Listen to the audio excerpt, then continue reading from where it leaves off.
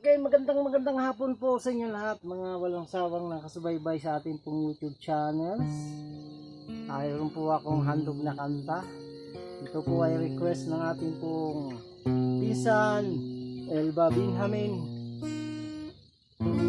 Sabi kasi niya, kantahin mo yung kantang Jesus, dahil naalala niya ang lola namin na namatay, na nagpalaki sa kanya.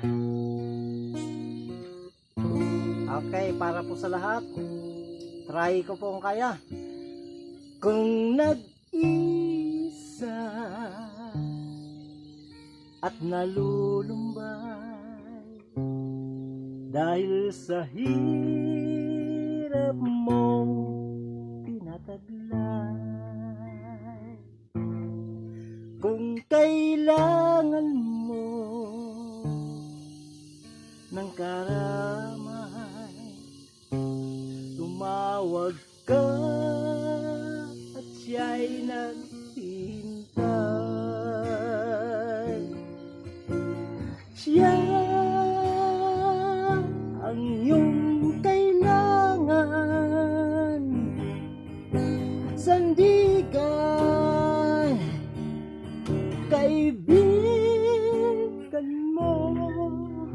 Siyang araw mong lagi, ang karamay kong sawin. Siya'y si Jesus sa bawat sandali. Pasensya na po kayo sa boses, ha. Mabuhay po kayong lahat.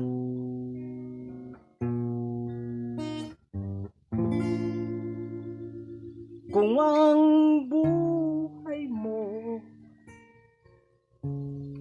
ay walang sigla, laging takot at nag-aalala, tanging kay Jesus